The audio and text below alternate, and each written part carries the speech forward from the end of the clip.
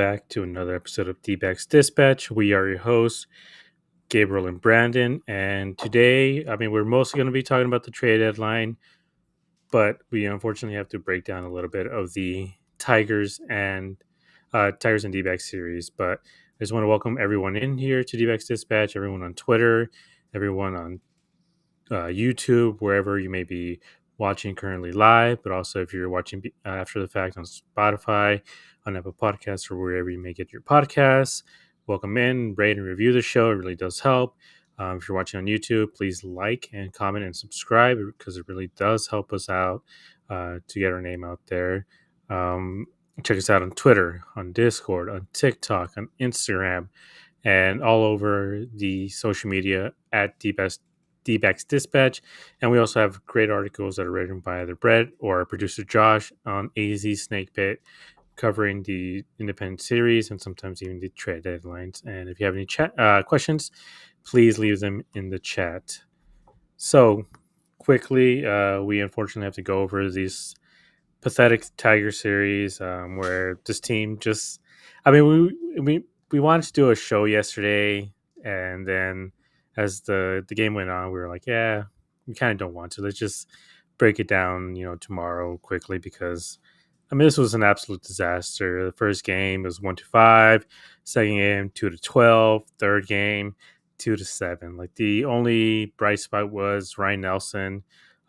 Corbin seemed to be breaking out of his slump a little bit more, but honestly, that was about it. There really wasn't much to talk about in terms of this series. The pitching was awful. The offense was awful. They just can't score runners in scoring position, and they just look flat out dead. This was something that I mentioned even early on in this year.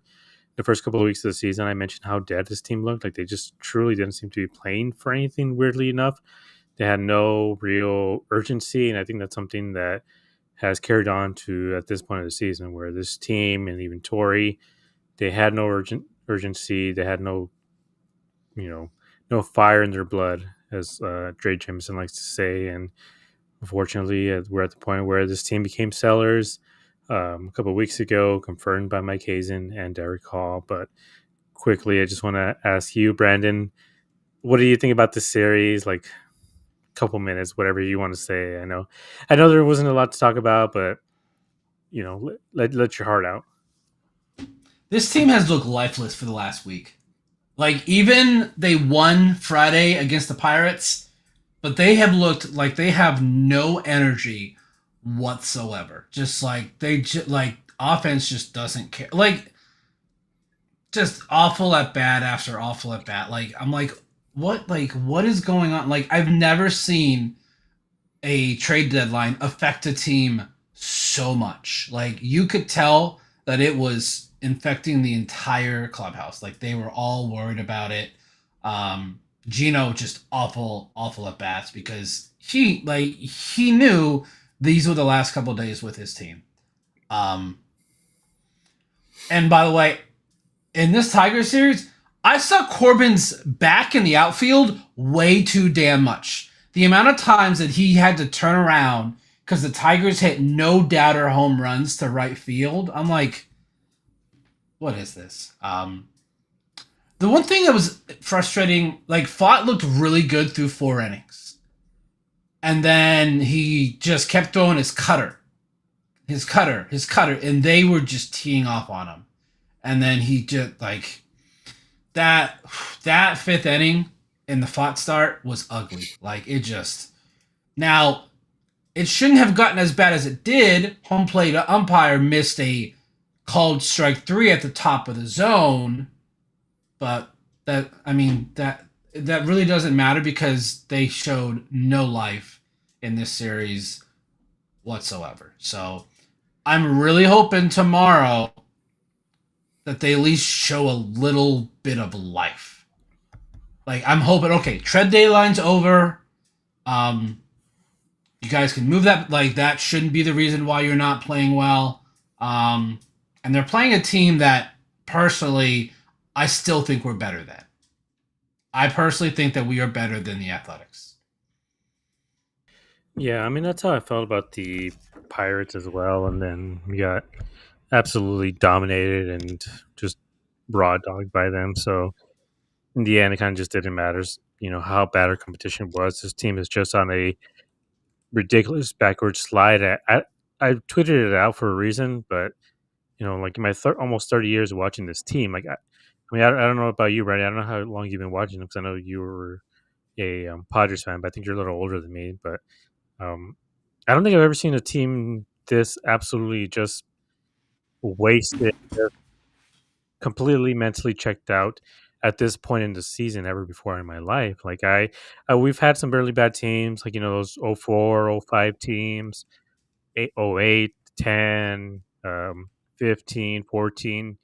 We've had bad teams, but nobody, we always had these games where you're like, damn, like this team is trying, except the pitching was just absolutely terrible, or the bullpen was terrible. So you can see why those teams at times would feel a little disillusioned, but I don't think I've ever seen it be this bad, especially with the body language, with the way they're playing at all. Like Yeah. they just don't look like they're trying at all. Like you turn on a Rockies game, like I know a lot of people are saying, like oh, this team is the Rockies now, and I know that was kind of what I tweeted out, but I was jokingly, but turn on the Rockies game. All of them are trying. Everybody on there is trying. They just they just suck. Um, Same with the Pirates. Like to a certain extent, they just kind of sucks. But they are all performing as much as they can possibly perform. But on this team, like really, is just some of the younger guys that are up from Reno, guys who don't have a a position secured, but everyone else is just kind of going through the motions, and kind of compared it a little bit to, you know, senioritis, where the last few weeks of the school year, maybe the last couple of months of the school year, you're just completely checked out. You're just barely even going to school. And it's like there were still almost 60 games left. Like you can't just completely disappear this early on. And I mean, kind of made sense to me because during the All Star break on Tuesday, both Mike Hazen and Derek Hall came out and just straight up said, "Yeah, we're sellers, even though we're just 4 games behind a wild card, and there's multiple teams behind 5 games behind the wild card who are actually trying and going to, be buyers during this deadline. We are going to be sellers for whatever reason, even though we are maybe a couple pieces away from being back into the mix of things, but." They turned to sellers. They came out a little bit strong against the Cardinals, but um, I mean, I kind of have, maybe a tinfoil hat conspiracy, but I feel at some point somebody went into that clubhouse and just said, like, yeah, sorry, my guys. Like, I know you guys swept the Cardinals and are 500, but we're selling regardless. And I feel like that could explain why this team just took such a sudden downfall. Do you think maybe that's what it was? Like, maybe, Hazen or in company kind of went in there and just let the players know, like, hey, like, I know we just swept the Cardinals, but we are going to be sellers, and we're sorry to tell you that. Or do you think the Astros just play too good, or the Pirates just play too good? I think it was the performance in the Astro series, how they had a shot to win 2 out of those 3 games and they didn't. And I think that's when Mike Hazen and the front office made their decision of being sellers. I don't think it was after the Cardinal series because they were at 500. They were in a good spot at that point, but losing all 3 of those games, um, and then just letting all of those games really slip away. It was either after that final game or it was when they were traveling or maybe before the Pirate series, like on that Friday. Um, Maybe potentially the Naylor trade, I think, took a little bit out of them because it was the first guy really to go. But I think they made that decision after the Houston series. Um, like Yeah, because we I were mean, like I would I was agree. kind of joking like maybe if they take 2 or 3 from Pittsburgh or they sweep or we're right back and we saw what happened in that Pittsburgh series.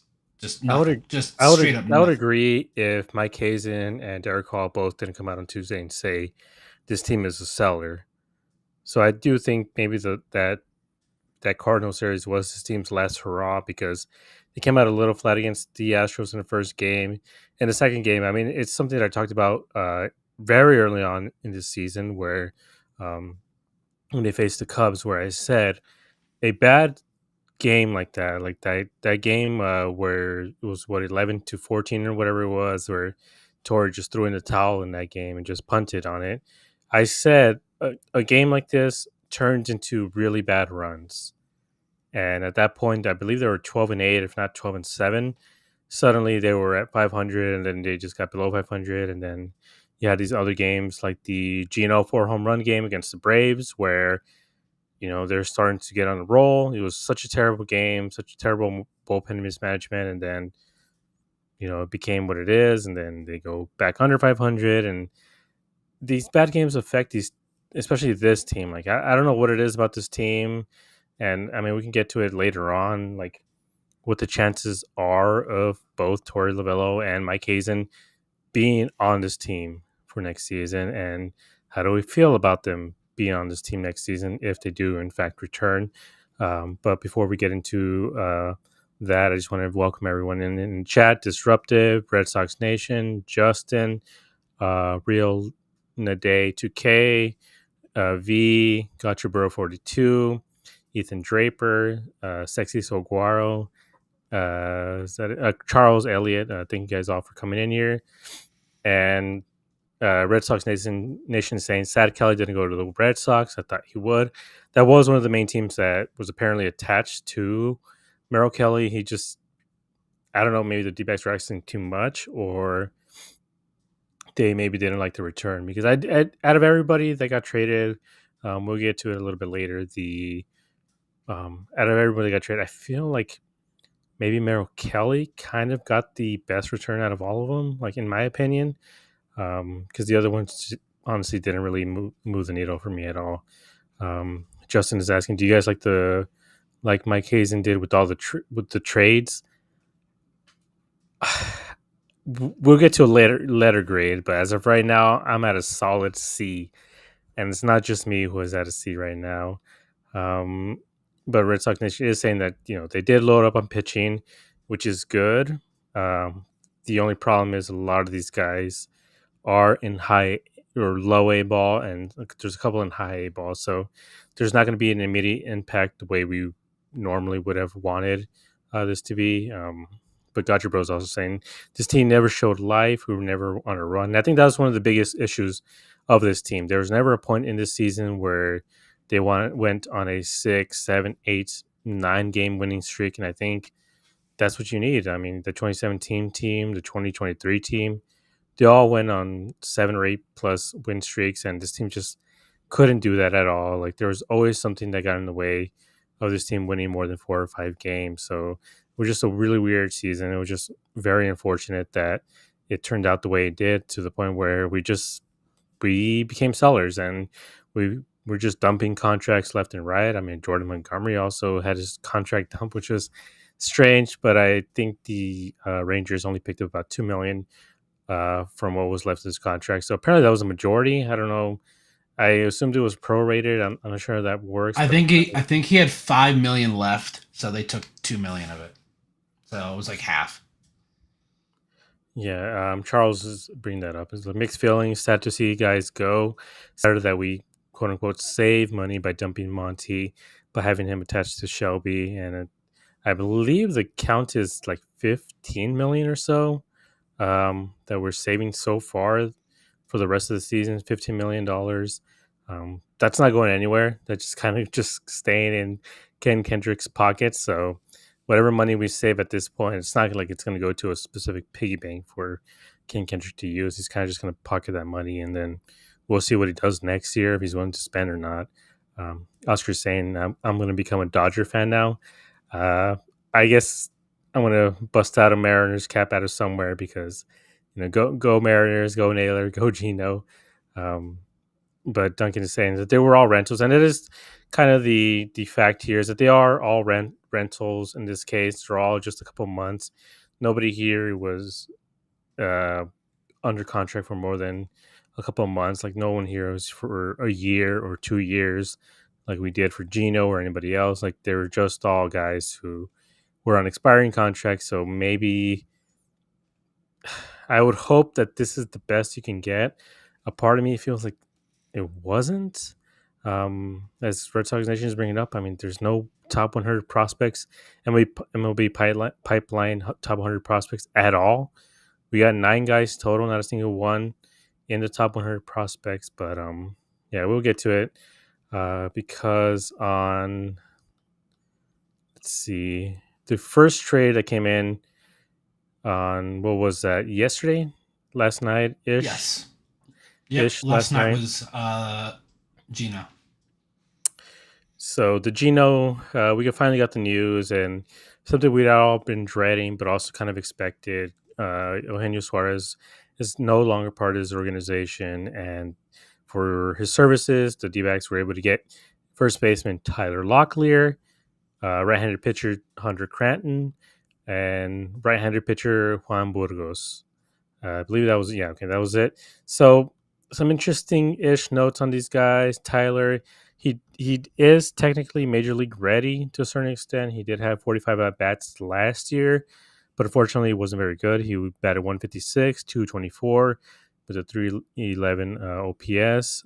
This season in AAA, he's batting 316, 401 with the 542 slugging for 942 OPS. He has 19 home runs, 82 RBI, and 18 stolen bases. I tweeted out a his Savant page, and I compared it to Pavin Smith with more power. And I didn't mean that in a derogatory sense. I just meant that The in the sense comments of though were like, you just killed the excitement for me when you compared. I Like I was try like, not to say, wow. but looking at his Savant page, I'm like, if you put Pavin Smith's Savant page side by side, it's the exact same thing. A guy who crushes fastballs and sliders and then hits just nothing else. He sucks against curveballs, but that's considering his whole minor league season this year. That's not considering the fact that he did make a swing change in June. He actually did win minor league player of the month for the month of July. So he did make a big change. Apparently, the way it was described was noisy hand movement. So I guess sort of like an Alec Thomas sort of thing, just maybe wiggling a little bit too much in the box. He calmed it down. He was able to, uh, you know, make a more consistent swing, and so it really changed his season, really turned things around. I believe he was batting about 270. He's been batting close to 400 ever since. He, as far as I know, like, and you can correct me if I'm wrong, Brandon, but he is going to be with the team in Sacramento, and I believe he's in Sacramento right now because that's where the Seattle's AAA affiliate was already. So he should Yep. be in Sacramento, ready to go, ready to take the first base position. As far as I know, he does also play third base. So I'm not exactly sure how that's going to be done. I don't know if Tristan English is going to take over for first just in the meantime, and then have I mean, he hasn't played third base since 2022 when he was an A hmm, ball and rookie ball. oh, So okay, yeah. I But wouldn't put much he stock into seems to him. be athletic. Like, again, there's only so much Yeah. footage we have with these guys, but he seems to be a very athletic first baseman. And this month, he actually got Goldie comps. So I wouldn't hold my breath to that just because. I mean, I'll get to my thoughts on him. I just quickly, Brandon. Um, I want to ask your thoughts on these guys. I mean, let me quickly get through Hunter Cranton. He has a 97 to 99 per hour fastball, has some movement and some life to it. He has an 80s downward slider. I think there's some video on that. It's not as consistent as you want it to be. It just can be a little bit flat. And Burgos, 96 to 99 mile per hour sinker. Um, he can get some whiff, but for the most part, it's a lot of ground. A ground ball heavy type of guy. He doesn't get a lot of strikeouts, and he has a 90 to 92 mile per hour cutter and a sweeper. Um, the control has been workable for him this season, especially in the very, very limited MLB time. But he could join the major league team at some point during the season, maybe in September. But most of them have been either assigned to either AAA Reno or AA Amarillo. So, Brandon, quickly or not quickly, take as much time as you want. What do you think about what were your initial thoughts when this trade came down? How did you feel about it? And then, 24 hours later, how are you feeling about this trade? So initially, when I saw the return, I was a little disappointed. I was really hoping we'd get more guys that could help the team in the second half in 2026. So that was a bit of a letdown. Um, but just kind of thinking more on it. Again, adding more pitching arms because that's desperately what this organization needs. Is just bullpen, like solid bullpen arms, not going dumpster diving stuff. Um, so like for me, it was like okay, they're at least trying to build up that farm system. Um, but I think Cranton and Burgos, like, I don't think any of that. I don't think they're gonna help the team this year. So that is definitely uh, a bummer. Locklear though, like, I'm pretty excited because I think he's gonna be able to do a lot of trial by fire. Like he's gonna start in, day out at first base. Basically, what they were doing for Tristan English the past week, and Tristan has not looked great. I think he's batting like 77. Like he has two hits, so hasn't looked great. But like, there's no one else that they can play at first base. So I'm liking what Locklear has looked like since he made that swing change. Didn't realize he had so much speed. 18 stolen bases is pretty solid. Um, One big critique that I've seen with a lot of people is they're like, "Oh, cool, we got bullpen arms. It ain't gonna matter because this organization does not develop pitching," which I get. Like, I get why people are so pessimistic about it because we haven't. This organization has not done it like at all. Like the only real development is Brandon Fott, and he's kind of hit and miss lately. So I get the pessimistic attitude, and like everyone, like I don't know anyone that's in favor of Kaplan right now. So like his faith and his trust with this fan base is 6 feet under, really. So yeah, I think a lot of the fan base is really nervous on like, okay, you got pitching, but it's probably not going to happen because they're all going to probably get Tommy John. Like that's like the running joke that I've seen is that doesn't matter who we got. I'm trying to be not as pessimistic, but you saw how it was on Wednesday. I said something, but I was like, I never thought that would happen, and I said, just let Mike and Tori go. Just at the end of the season, because that's the only way you're going to get rid of Tori is if you fire Mike. That's the only way that they're going to be gone. Ethan brings up a solid one. Ryan Nelson, I completely forgot. That's also one that they've been able to develop. Um, what I would, I'll give my grade after we go over the Merrill Kelly trade, but like this one, like the return is okay. It's not like, oh my gosh, we absolutely won this trade, but I don't think that we lost the trade.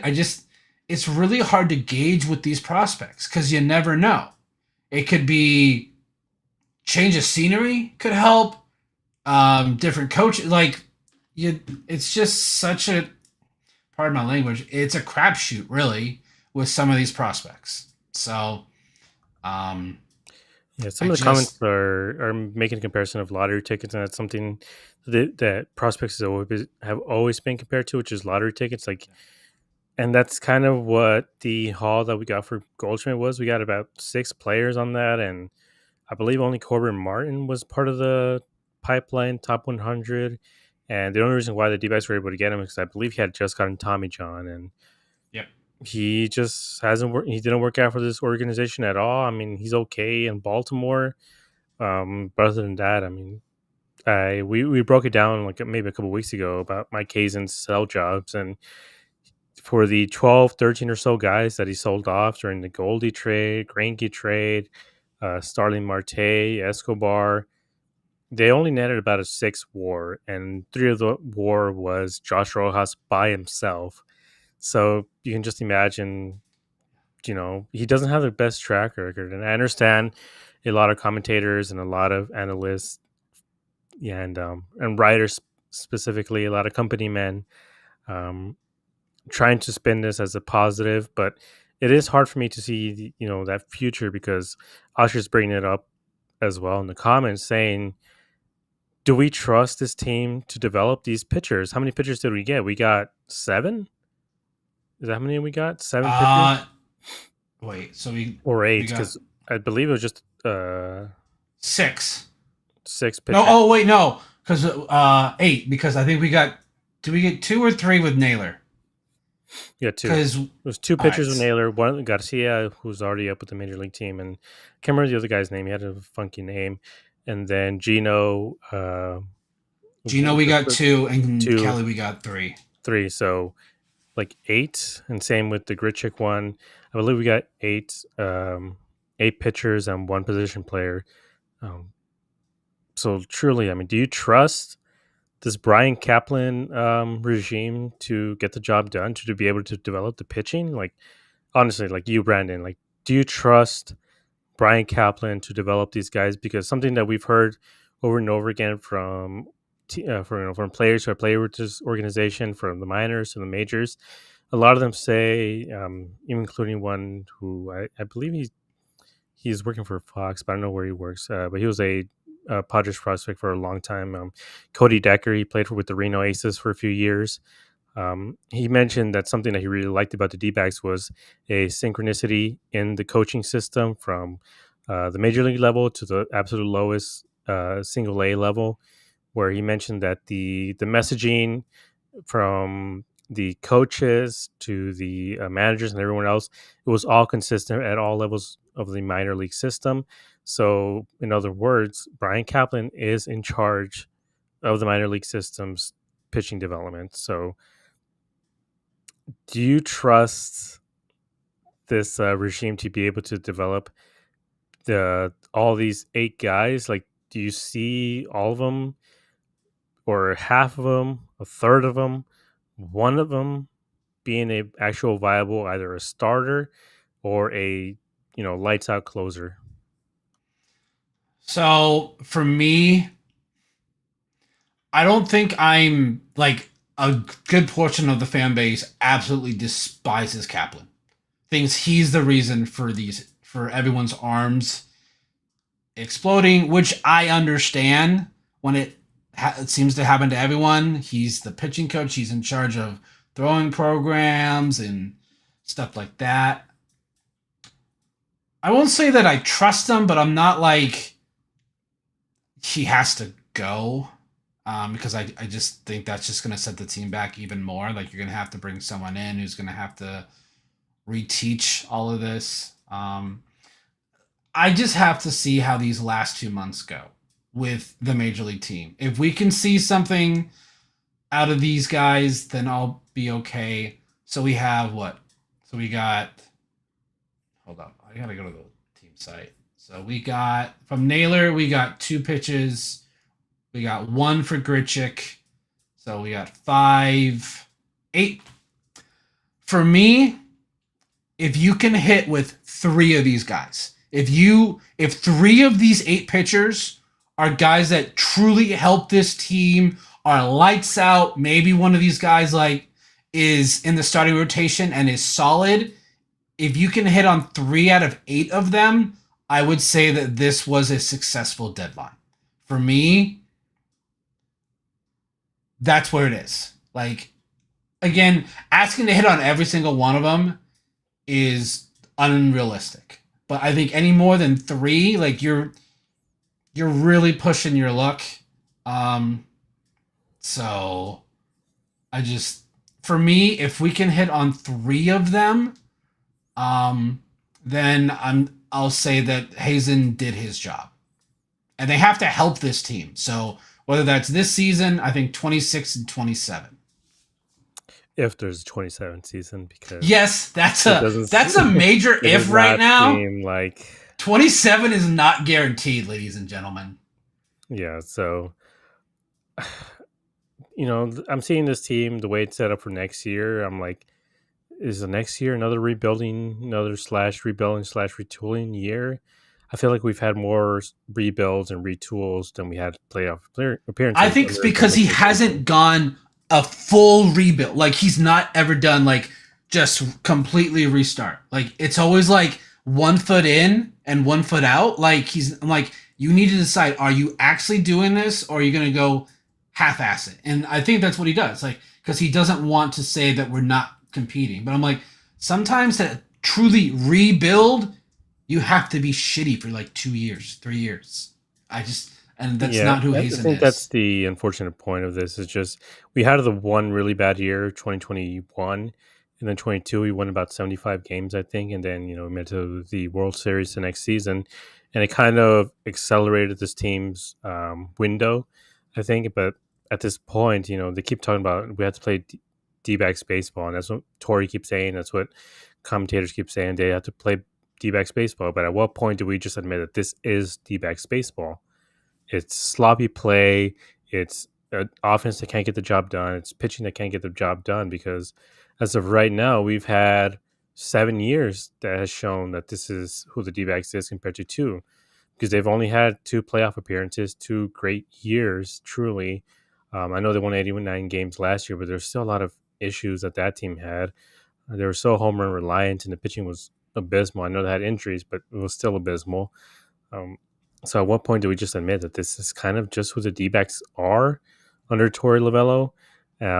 But in terms of the process that we got, I just want to say Tyler Locklear, I'm hoping he's not a Pavin Smith type. I'm hoping he is closer to a Goldie type, but he is almost 25 years old. If the Mariners truly believed in him, truly thought he was as good as they are hyping him up to be, they wouldn't have gone Josh Naylor, in my opinion. So Jerry DePoto last year at the winter meetings was talking him up. Was he playing a long game with that, or did he actually believe it?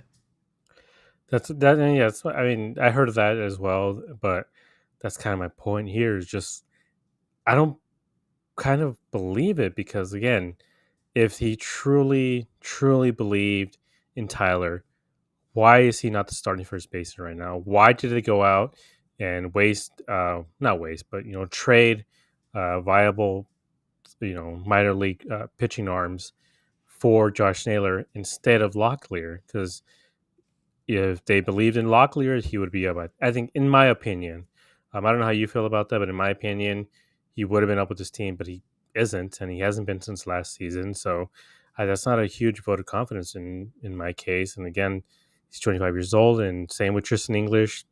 Once you get past the mid to late 20s, you kind of are who you are Yeah. as a minor leaguer and even as a major leaguer. You're kind of perpetually stuck in this quadruple A limbo where you might get some time in the majors, you might not, and then you kind of just fizzle out. And I hope that's not the case for Tyler. But again, the change in his swing came this year. He's 24 years old. Is he a Christian Walker type? Is he the Paul Goldschmidt Late type that you bloomer. described? That's kind of all we have to hope for. That this last month worth of games that he's played, where he has been elite, we have to hope that that's actually who he is, rather than the 4 or 5 years of service time that he has in the minor league system. Like, what do you believe? The 1 month or like the 4 years prior to that? I mean, again, it's their prospects or lottery tickets. You don't know. One of these guys can literally just flip a switch and suddenly they are, winning MVPs. And that's just kind of the way things work when it comes to minor league guys. Like Scooble. School for a few years was kind of like triple A, quadruple A guy, and suddenly he just found something and he became the best pitcher in baseball. It just kind of happens, but again, that's a pitcher. Pitchers take a little bit more time to develop. First basemen usually aren't developing at 25 years old. So I, I in think it's terms of part of the the Seattle organization. They're the opposite of us. They can develop pitchers like no one ever sees. yeah, But I their mean position that's players my like they don't really again, I know a part of it is the environment of Seattle, but I mean they've had so many misses. I mean, the only one who's truly been great is Cal Raleigh, but look at J Rod and Kelnick and all these guys that were supposed to be, top 100 prospects, if not. I believe Kelnick was even the number one prospect for a few yeah. years as well. And then where's he at right now? Just kind of mingling in the Braves, either major or minor league system or whatever it is. Like he just has not been very good in his major league career. I mean, J Rod, he's been hit or miss. I feel like a change of scenery, playing in a more hitter friendly environment would help J Rod a lot. I mean, he's still a great defender, but overall, I don't think Seattle's great at developing offensive players, and I mean that's been the main problem with them. They're incredible at developing pitchers, but everything else they just haven't been able to do. So hopefully that these guys that they got from him are able to pan out, at least a couple of them, but there few of them are just in single A. They are years away from being on this team. The hope is that they are able to accelerate and get through the minor league system quickly, which it can happen, especially with the velocity that these guys have, that they are able to excel and move up quickly to where they're up, in September of next season rather than 2028 or something. So for me, with Locklear, like I feel like they have to hit on him. Like they need him to probably be an OPS around between 750 and 800 probably. Like it needs to be like they really need this to be the first baseman of the future. We really thought that might have been Naylor. Like I still don't understand why they traded for him and then they didn't immediately sign him to an extension. Like I don't know. Like that like now I think Cleveland won that trade. Cleveland absolutely won that trade because they still have the one guy that they traded for. So Yeah, he's been I'm pitching hope pretty well as well. He has a he 3.5. has. I mean, he has some underlying metrics that show he's going to regress a little bit, but as of right now, he hasn't hit the regression. Same with the PCA.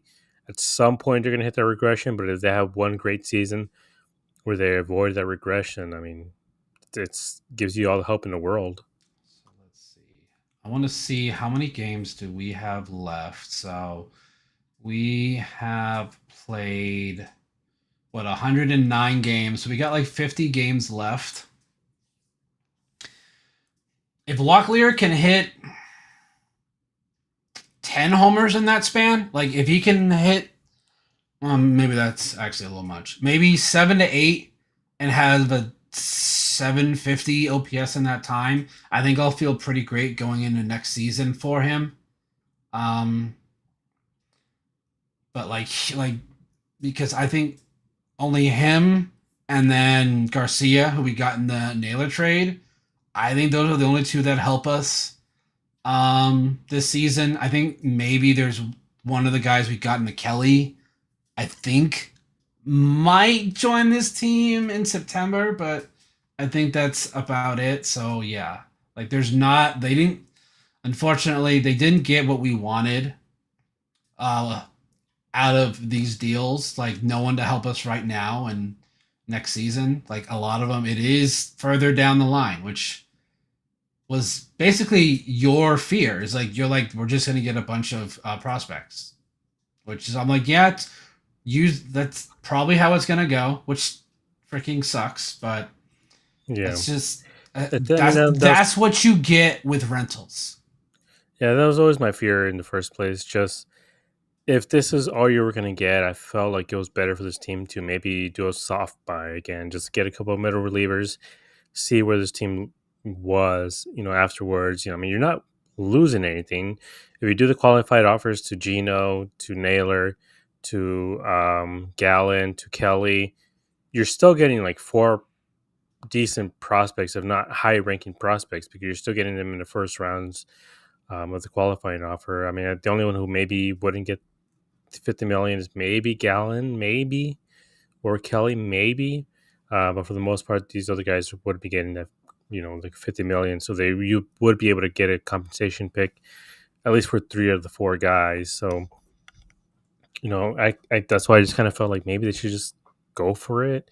see what they can get, see what, maybe get an actual real DH rather than relying on Pavin as much as they did. But I just it was so disheartening to see the way they played this season, and then seeing them sell off guys. And I just want to say quickly as well that there's a narrative going around saying like, oh well, we're just going to re-sign Naylor, Geno, or Kelly. And my argument to that is, when has this team ever re-signed a guy that they either traded away or have lost in the offseason other than Randall Grichuk? Because I remember that narrative going around when Goldie got traded. They're saying, oh, they're just going to resign him in the offseason. Goldie immediately signed an extension with the Cardinals. Yep. Greinke didn't sign back with the D-backs. Who else? JD Martinez didn't sign back with the D-backs.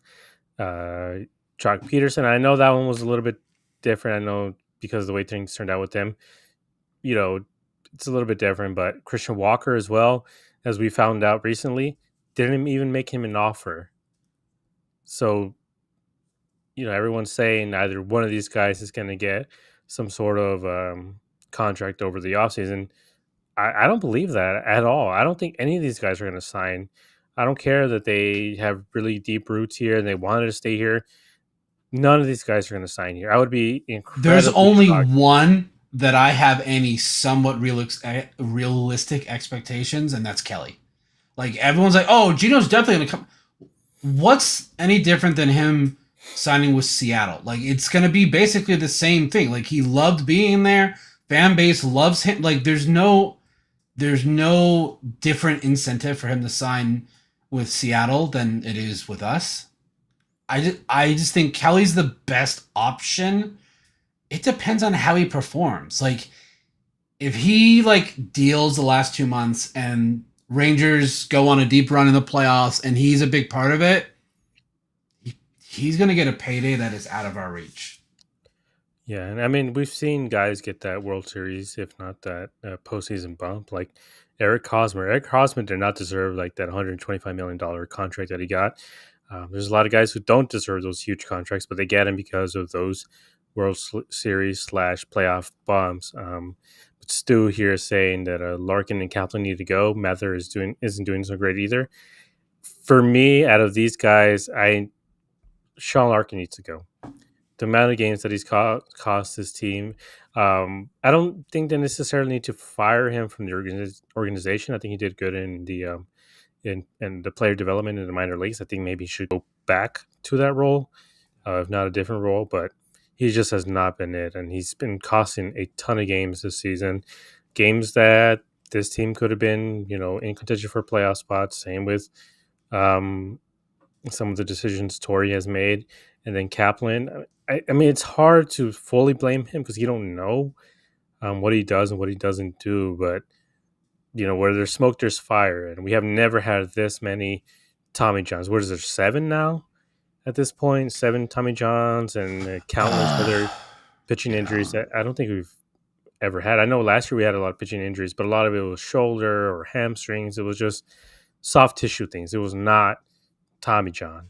So I don't know what Kaplan is doing with these guys, what biometrics things he's doing with these guys, but it's clearly not working. And again, like I said last week, none of the guys who were on this team before are doing any better.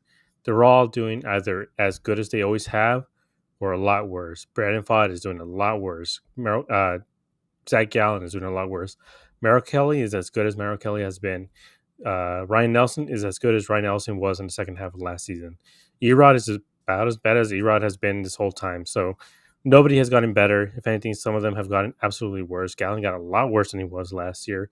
So for me, I do think they need to get rid of Kaplan. I don't care that, maybe they like him a lot. Maybe the guys like him a lot, but it's clearly not working. I think if they're not going to fire Torrey, if they're not going to fire Hazen, some of these heads need a roll, and it's absolutely going to happen because they're going to have another scapegoat like they did last year with Strong. Like it's just, oh my God. Yeah. I think out of the two and with Larkin and Kaplan, just reassign Larkin. He looks out of his depth. He looks so scared on any decision that he has to make at a guy approaching third base, whether to send him or to have him stop. Like he looks so lost out there. He just has no confidence. It's because he's never done this before.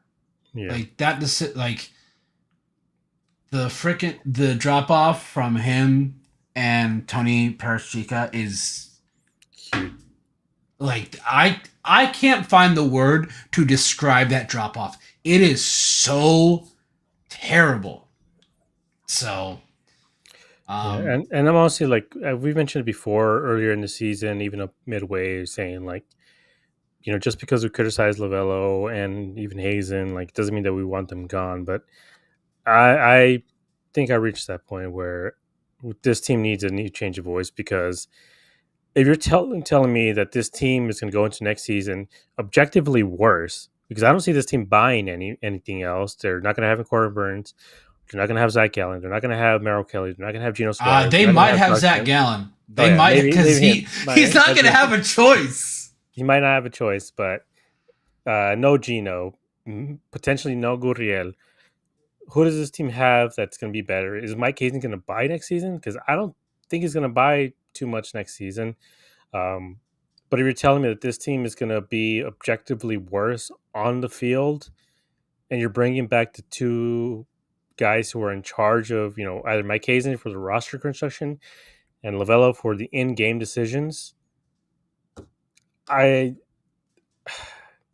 no, that's all I got to say. Like, no, like I don't think either one of them should be back. If anybody should stay, maybe it's Hazen. But Sade has been overseeing the draft I'd rather draft get these last rid few years. of Hazen personally because of what his inability to construct a bullpen. Like for me, that's the big one because that like if we had a competent bullpen, like not even the worst bullpen, if we had a 20th bullpen, I think we're at 500 right now, maybe a little bit over 500. And the thing is, this has been an issue for Hazen his entire tenure. Everyone says, "Oh no, this is Torrey not being able to manage a bullpen." You can only do so much with the toys that you are given, and that's something Hazen. Yeah, I Like mean, I would agree with that. But he doesn't spend the money. Like he goes dumpster diving. Remember earlier this season when we had a decent bullpen and Torrey didn't know how to use them, and he was putting in, shoot, I forget, terrible guy. I can't even remember their freaking names, how bad they were. And he couldn't make up his mind who he wanted as a closer. The guy who throws 103 with movement, or the lefty who throws 97. Do you remember that? The fact that both of them could get lefties and righties out didn't matter to Torrey. He just couldn't make up his mind. The fact he couldn't make up his mind who the opening day starter was, so he waited until the last possible moment to give the starting job to Zach Gallen, who then made Corbin Burns skip an entire week before his first start. Who Corbin Burns had never missed a start since 2020, I believe. He has had 5 years without missing a start. He had been the opening day starter for the last 5 years or so. He misses a start, he gets shoulder issues, and now gets Tommy John. That guy, that's the guy you want in charge of the bullpen and the starting staff. Like I'm beyond the point where, like, I know Hazen, can't reconstruct a proper bullpen, but some of these decisions, seeing guys come in and out. Same last year with Seawald. Seawald blew like 5 games in a row until Torrey finally decided to maybe not have him close out a game.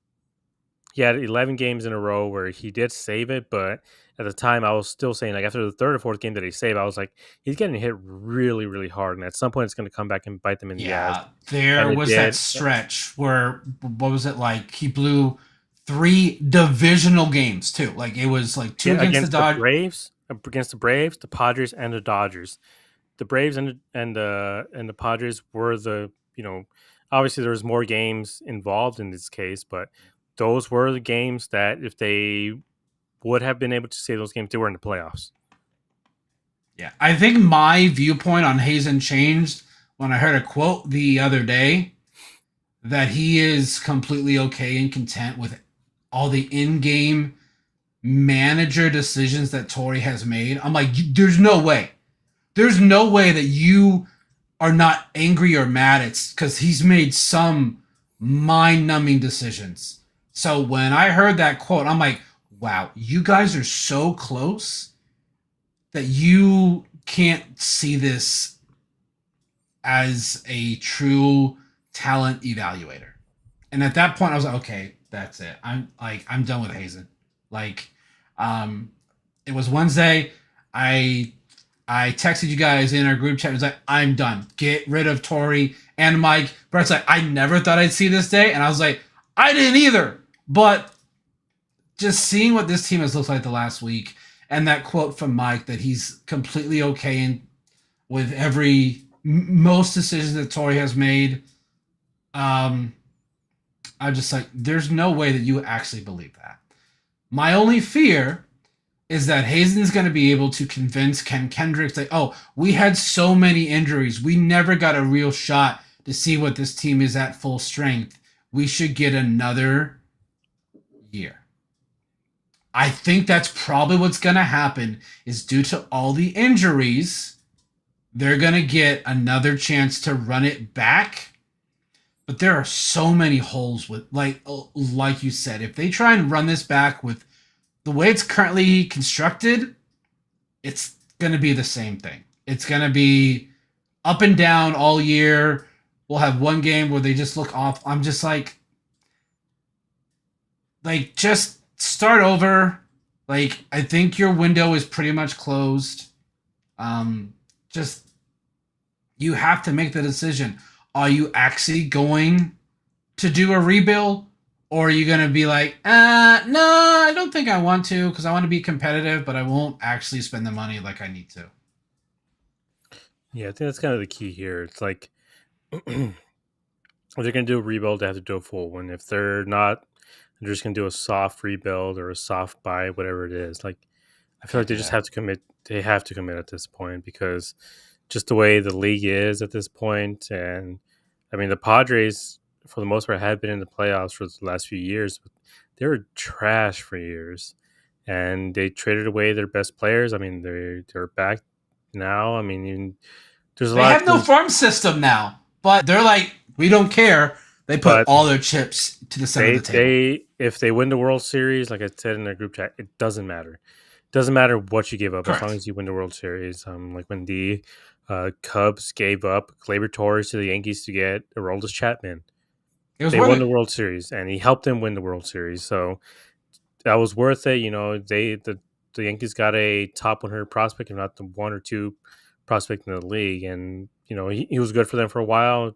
I believe who was he even with? The Twins or something. I can't remember who he's with. Like he hasn't Who? been as great as Glaber, He's with the Tigers. the He's Tigers. having Like, a he's having a oh, pretty good year actually. he's having a pretty decent season again. But again, it took a while. But it's still one of those things where you're like, it was worth it. They did what they needed to do, and it was worth it in the end. That's what I felt last season. I said it on the podcast as well that I felt like Torrey abandoned his team by not making the moves that were necessary at the time. Um, and then we kind of just got Puck, and that was kind of it. And I felt like this team could have gotten a better, better first baseman at the deadline, a better, um, even a better reliever or a couple relievers, and I think that would help them a lot down the line. But Scott Mack here is saying they letting Herrera hit with the bases loaded in the bottom of the ninth. That's not even counting the seventh inning 2 men on debacle. It's so frustrating because it's not like it's just this season. We knew it was going to happen. I think he put in the group chat, I'm like, oh my god, he's going to let Herrera hit, and he did, and you're just like, this is who he is, and this is who he has been for the last 9 years, and He's we know to too expect loyal. this. He's not willing to give up on guys. He also lets guys stay out there too long. Like there's just He has no feel for the game. I mean, leaving Gallon out on was a Monday. Gallon had pitched like 5 really good innings or 6 really good innings. He put him out there for the seventh. If it wasn't this week, then it was the last Houston. outing, I It think. was the Houston game. Houston, yeah, Yeah. yeah. It was like 1 or 2 runs. Like they had the game in until we left him out there for the seventh. Bafflingly, like if you get Yeah. 5, 6 good innings from Gallon, that's you got to take it. Like Gallon has Yeah. shown the last 2.5 years that that's kind of who he is. He's going to give you 5 or 6 really good innings at times, and then at that point you just got to take him out. It doesn't matter what he says; you just kind of have to take him out at that point. And then he left him in. The lead got too unbearable, and it ended up being I think 6-3. Even though it was 2-1, I think at that point as well. But it's just you know, Red Sox Nation is saying that they've been a day one Tory hater. I haven't been. I think he's done a decent job, but I mean, the team that they went to the playoffs with the first year wasn't even his team. I mean, that team was prime and ready to go. They had Paul Goldschmidt, AJ Pollock, Zach Greinke. They had all these potential all stars on that team, so it wasn't really his team. Like as soon as they sold off some of those pieces, this team became a 100 loss team. Yeah, I don't know. I don't know what the solution is here, and I don't know how long it's going to take for this team to be competitive again. Excuse me. I'm hoping they're competitive next season. That's what I'm hoping for. I'm hoping that these guys that they traded for are going to be able to help them enough that they're able to compete for next season. But again, if it's the same regime, if they're struggling, they spent almost $200 million.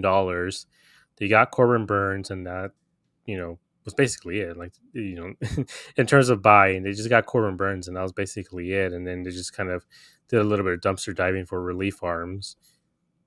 Do we trust this team? Like, I don't. Like, I'm sorry, but I I don't. Like, don't. I know there's a lot of Tory defenders that will say like we're wrong, and so he's actually a really good guy. Well, tell me what he does good on the field. Tell me I don't that. care what he is off the I don't field. know. I like. Off the field, it's great. He hangs up Hazen's lights every Christmas. Great, awesome. Good for him. What does he do good on the field? Tell me good moves that he's made this season in the World Series. At least in the playoff run, he did do a lot of really good moves. But after that, last season, tell me one good move that he did last season. Tell me one good move that he did this season that you felt, yeah, this is why Torrey needs to be, There this probably team's new is manager. one, but there's been so many god awful ones. It's really hard to find them. Like Yeah, you would have to really search deep, and it's just, in my opinion, it's not worth it at that yeah. point. And I think Um, the good ones that somebody might bring up is like, oh, well, he brought in Cattell Marte to pinch hit in the he ninth. let Like, Ryan what? Nelson hit as a DH. Like that's probably what it is. He's had, he's lost a DH, I think, 3 times this season. And they were all Two in for the first couple. sure. There's Like three I know times. it's two. One didn't happen technically, just because the DH position was up. I think they lost the game before the DH actually was able to come up. So 2 times it for sure happened this season, and then I think the third time it didn't come to fruition. But we've been talking about this so long, we didn't even talk about the Kelly trade. So I let's know. just get to. I just want to Stu. Um, right now, there's no guarantee we have baseball after next season because the current CBA is set to expire after next season, and there's the talks of salary cap, salary floor. So those negotiations are not probably going to go well. So I would probably bet that we're in a lockout after 2026. Yeah, I mean, we're all hoping that there's no lockout, but from what we heard about Bryce Harper, the way he talked to Commissioner Rob Manfred, basically threatened him with the bat. I don't see a lockout not happening. He said that as an organization, they're more than willing to lose a 162 game season. But let's just get quickly to the Kelly trade. I think, like I said, this was like the better trade. I think out of everybody that we've traded, they got Cole Drake. He is a lefty. Has about a sinker that is at about 93, a low 80s slider, a mid 80s changeup. I believe he is a starter. They got 2 starters from the Mariners. I believe he is one of them. He could slot in, hopefully. Like again, most of these guys are a hopefully be able to slot in next season. And then Mitch Bratt, he does have a funky delivery. He has a low 90s fastball. He moves it around a lot. He has a low 80s slider and a really good changeup. He's in Double A as of right now. He has really good control, but again, It's not going to be up this season. At best, we hope later next season. If not, if all goes well, 2027. If at worst, 2028. David Hageman seems to be the one of the big key pieces on this. He has a fastball that's between 92 and 94. He can reach 98. He has a lot of carry on that fastball. He has a mid 80s slider. He has an 80s changeup. He pitches really well against lefties. And most of these guys are actually really big. I think that's one of the big things that I noticed from these guys. They're all like 6'4, 6'5, Yeah. 6'6, 6'7. These are not short guys. These are guys with really big bodies that can develop into really good pitchers. But it's like anything else. You just don't really know until the time comes. That's what I'm hoping for. I'm hoping that these guys can develop into actual starters for this team, if not really good relievers for this team. But that's yet to be seen. Again, it's still too early for a lot of these guys. A lot of these guys are in high A ball, if not double A. There's not too many guys who are major league ready to go.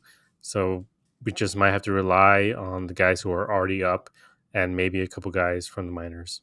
But what do you think about this Kelly trade? Do you think this is kind of the better haul that we got? Considering Geno is going to hit like 50 home runs this season.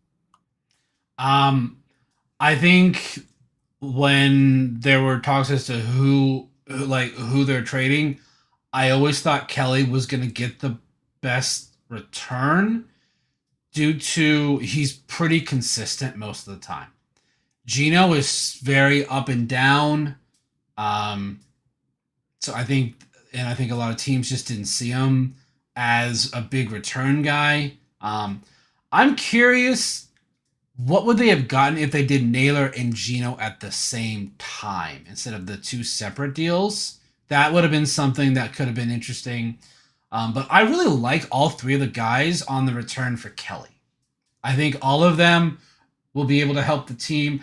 I think Cole Drake could potentially be in the rotation this season. I think there's a chance, maybe in a couple of weeks there, he's in the starting rotation. Because as Mike Hazen said today, with the Kelly trade, Anthony DeSclafani will be taking his spot in the rotation. So that means they're probably going to have to bring someone else up. Do they bring up Bryce Jarvis to be the long man that Anthony DeSclafani was doing? So I think Cole Drake's probably the one I'm most excited about for an immediate impact on the team from the Kelly trade. But in terms of the three that are there, I think Hageman, like that upside, like that definitely feels like a seventh, eighth inning bullpen arm. But I don't think he's gonna be. I think if he does help this team, it's maybe this time next year, and that's being like super optimistic. So, I think out of all of the returns though that we've gotten from everyone, I know you said you gave it a C. I give it a B. I think it was decent. Was it what we all wanted? No. But like, is it like, oh, we got fleeced on every single one? I don't think so. So I think it's a decent return. I think Hazen did a decent job in selling. Like, did he hit it out of the park like a 10 out of 10? No. But I think it's decent. And he really tried his best to help this organization and help this team for the future. Because like that's always the thought process you got to really think when it comes to these guys on expiring deals. Do you want to at least get something? Because a lot of them, kind of like you said, like the chances of us re-signing Geno and Kelly and Naylor, like those chances are not very great because they have not done it in the past. So just getting something is probably better. And obviously, they saw these returns as better than the comp pick that they get on the qualifying deal. I think it's funny that everyone's like, I'm shocked they didn't get anything for Gallen. I'm not. His last 70 starts, you want to know what his ERA is? It's like 4.5. I'm pretty sure Hazen got offers on Gallon, but it was a low A prospect. Like it was nothing. He's like, no, I'll just we'll submit a qualifying offer and we'll get a comp pick. Or Gallon will actually accept the qualifying offer because that might be the best that he gets. Yeah, I think that's kind of the unfortunate part with Gallon. Like we tweeted out that meme, like who wants me, no cap, and then just 100% no. Like I don't think there. I truly don't know if there's any sort of cause for Zach Gallen because we mentioned on this podcast before. Like a lot of people were saying we'll literally take anything for Zach Gallen, like even a bucket of baseballs. I'm wondering, like, did they not even get a bucket of baseballs offered for Zach Gallen? Um, but it just kind of shows you how low his value is as a player, as a pitcher. I mean, he has been one of the worst pitchers, if not the worst pitcher in the league this season, and it's frustrating and it's sad to see Zach Gallen be this bad because you still feel like there's a potential there. Like he's had way too many good years. We see Counteracting signs the of fact, it in every start, though. That's what's frustrating. Is yeah. he'll be good, and then he'll have a one inning where just ugh. I mean, bad pitchers don't throw like 7 shutout innings with like 13, 14 strikeouts or whatever he got against both the Mets and the Yankees. Like bad pitchers don't do that. That doesn't happen. Um, so I don't know. I mean, we've talked about it before. The main thing it seems to be that fastball command, but still at this point, after 2 years, 2.5 years after that the All-Star game in 2023, he has been so incredibly bad. He has well over a 5 ERA. He just has not been a good pitcher. Like I don't understand it. Like I don't know what's going on with him, with his repertoire, with his. I don't know. I don't know what it is. Like this team hasn't figured it out. Can another team figure it out? Like I don't know. Like if the Guardians get him or the Tampa Bay Rays get him, or the Dodgers get him next year, I would hope that they can fix him. But we've seen this happen to some guys. Like I don't know if I said it on this podcast or if not, then it might have just been on the group chat. But I compared him to Matt Harvey. Matt Harvey and him have had weirdly similar stats, and they kind of burned bright for the first few years of their career, then just have been completely terrible. If not the even Syndergaard, but Syndergaard had injuries, and he just threw so hard that he just had injuries that he just couldn't perform at the level he should have. But the Dodgers couldn't fix Syndergaard, like no one has been able to. So I don't know. Like I truly don't know what's wrong with Gallen. I mean, Oscar's saying that Gallen was good last year. He did have like a 3.4, 3.5 ERA. He was better last year than he was this year, but it's been a steady incline. He's gone from high 2s to low 3s to mid 3s and now just a 5.5. But it's been going this way for a while now until finally he's just gotten to this point where he's just been atrocious. So I just don't know what the solution is here. I mean, this team could give him a qualifying offer, but I mean, is anybody going to give him $50 million? So this is going to really show how good Scott Boras is as an agent. If he can somehow get Gallant like a multi-year, like more than a 2-year prove-it deal, more than a 1 year with a player option for a second, if he can somehow get that out of someone, then maybe Scott Boras is the best baseball agent. Because that's the only way that he doesn't take the qualifying offer is if Scott Boras is just that good. Yeah, quickly, Red Sox Nation here is saying, have we noticed a decline in the crowd?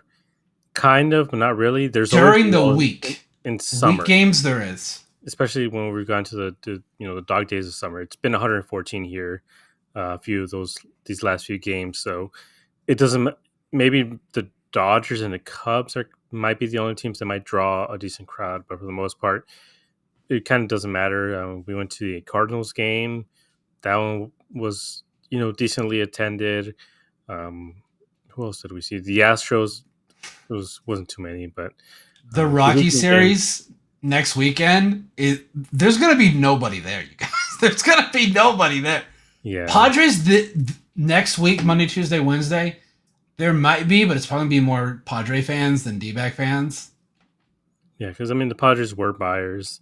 They have no Big minor time. league system apparently now, so we'll They're like, see what the ooh. new league Padres look like. I mean, but yeah, I mean that Rocky series is going to be 1,500 people, like those that So I think what's going to 2022 happen on season. Saturday for that Rocky series is because they're giving the Corbin Carroll Star Wars Oh, that's bobblehead. right.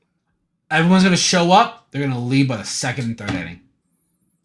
Yeah, or everyone's going to go Saturday and not go Friday or Sunday, so it's going to be 15,000 paid or whatever, but it's going to be actual 10,000 in attendance or whatever it is. It's a bad time to be a season ticket holder. As both me and Brandon can attest, it's going to be bad times the rest of the way. I think maybe we overpaid.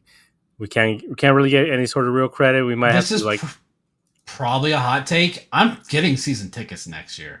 Like, I know you're like, why would you? I like attending baseball games. yeah. Regardless if the D-backs are bad, I still have fun a majority. I might get a little mad when they play like just garbage, but I still have fun most of the time. That's kind of where I'm at. Just depends on how these next couple of months go.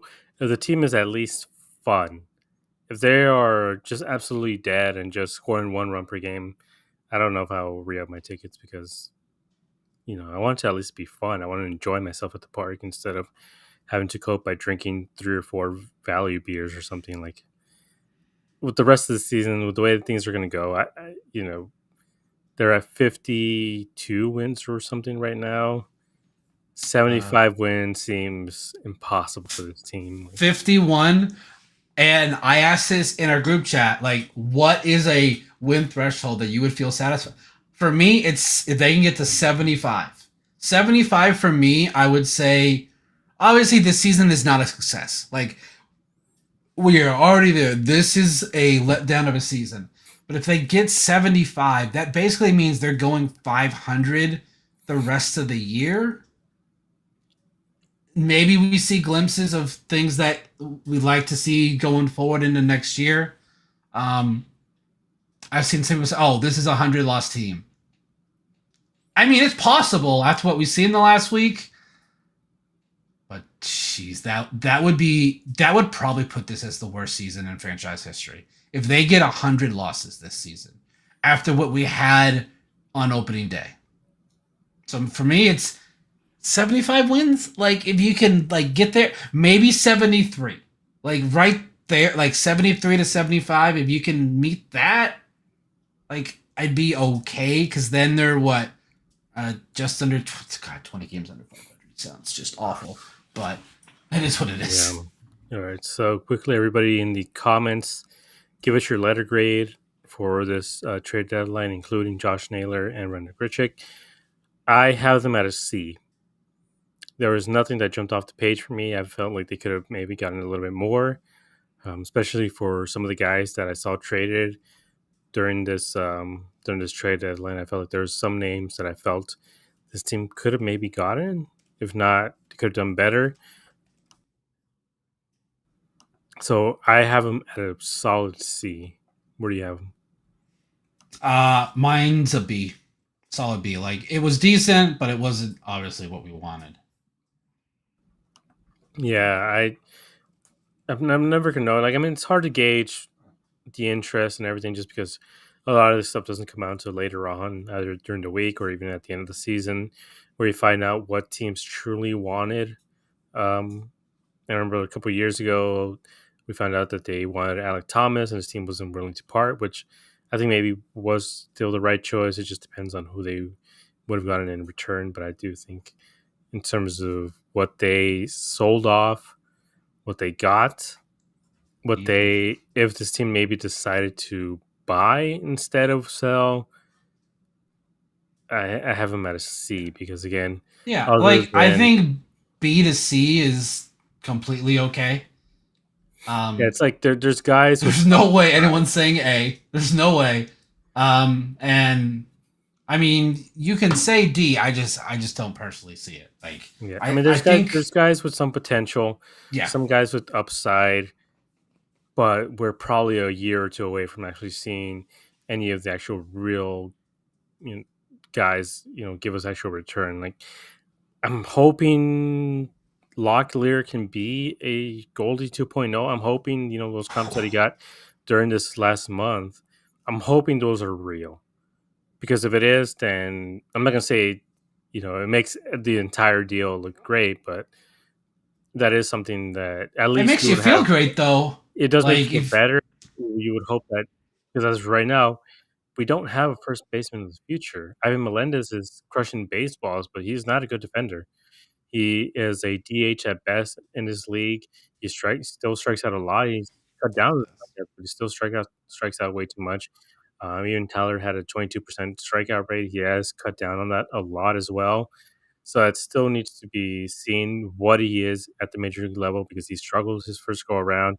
He was decent in AAA up until last month or so. So hopefully, whatever change that he did in this last month is real and tangible and can help this team immediately. Because if he works out, if a couple of the bullpen arms work out, then maybe this team could actually, make a little bit of a run for it next year.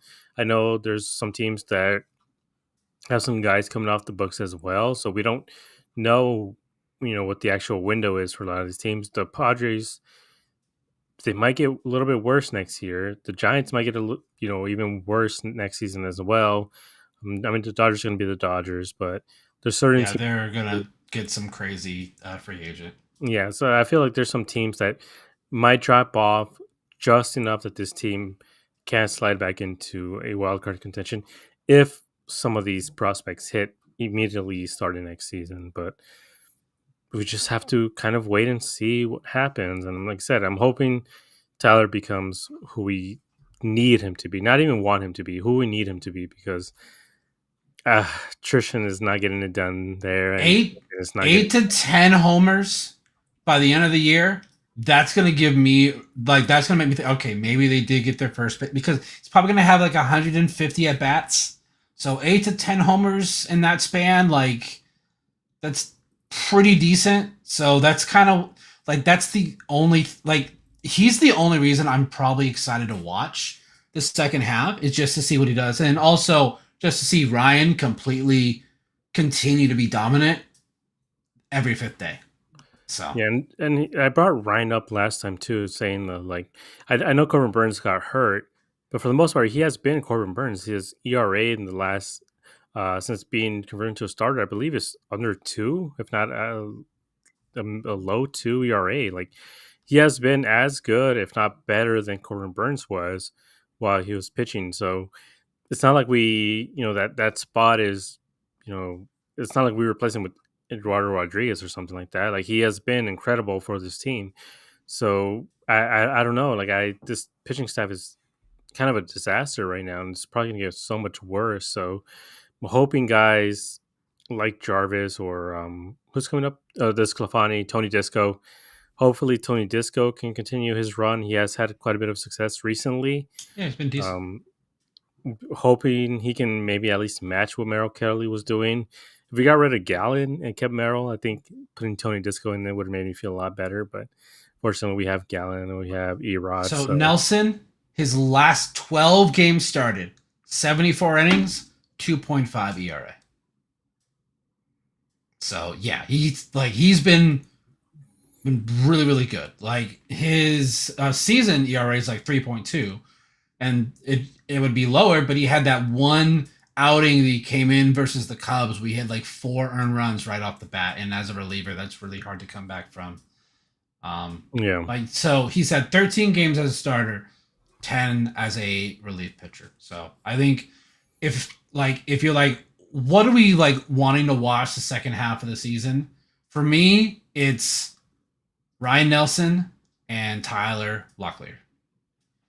yeah, that's what I'm hoping for. I'm hoping Tyler can develop and we can Yes. see, Yes. him be someone that this team can rely on going forward. Again, we don't have a first baseman of the future.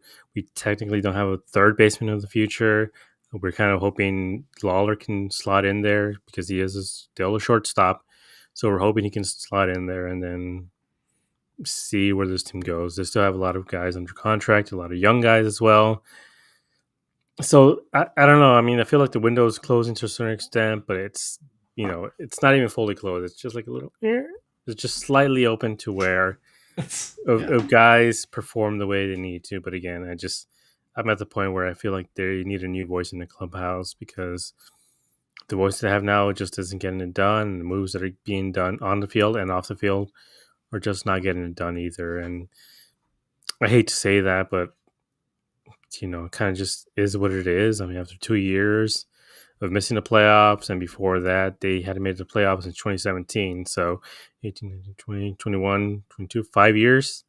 5 years straight of not making the playoffs, make this playoff for 1 year, and then they miss it 2 years in a row. So I don't know. I feel like they need something new there. But any final thoughts, Brandon? I just hope that this offense looks like a professional major league offense tomorrow. Trade deadlines behind them. If they don't, I don't know what the excuse is. Because that's kind of what I've been telling myself the last 6 games is, oh, they're all worried about the trade deadline. Like it's all on their mind. So trade deadline is going to be behind us. Just focus on having a good 50-game stretch. Yeah, I mean, they are professionals, but they are still human. They're probably still worried about a lot of things. Like some guys, like Geno, they have families. They probably want them to be settled. They probably know, like, damn, if I get moved, then the schools where my girls go to, their friends, or my family, where are we gonna go now? Like, they're still human. I know they get paid, but they're still human. They have to worry about other humans in their lives that they rely on them. So it's not just Geno being affected. It's not just Naylor being affected. It's their wives, it's their kids, it's their family, it's their moms, their dads, whatever it is. They are also being affected. And so, I mean, that can be really heavy on these guys. So hopefully, now that it's over, they can focus solely on baseball rather than the trade deadline. But I want to thank everybody who came in, who was in the chat, Red Sox Nation, Stu, Corbin Barrows, Scott. I saw Oscar in here. Who else? Josh, Brett, I believe, was in here for a little bit. I'm missing somebody. Justin, I saw Justin in here. Some of the guys who showed up earlier. Disruptive, V, Gotcha Bro 42, Sexy Saguaro, Charles, Ethan, Elizabeth, Daniel. I don't know if I said him, Charles, Elliott already. But if I'm missing you, I'm sorry. But I want to thank everybody who dropped in here, whether it was YouTube, whether it was Twitter. Just want to thank everybody for coming in here and joining us. We will be back with another episode, I believe, on Sunday to break down the next series. We didn't even talk about that. I had no mental space for the next series. Who are they facing again? I mean, we don't have any Athletics. probables. It still says Athletics. Yes, yeah. There's still. it still says Kelly is starting tomorrow. We know that's not true. We truly don't know who's starting tomorrow. What's going to happen? So we're going to see what's going on with Sacramento. Maybe, I mean, it's supposed to be a high offensive environment, so maybe that can get some of these guys going. It's because it's a minor league stadium. So Corbin, I miss you too. Love you guys. So we'll see you guys next time, and hopefully we have some good news to share about the athletic series.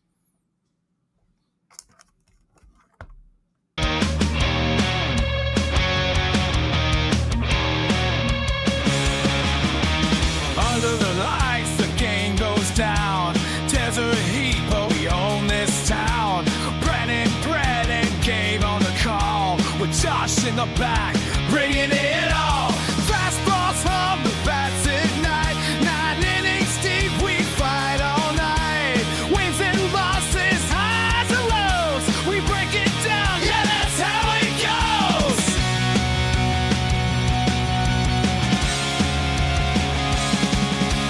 Dbacks dispatch, turn it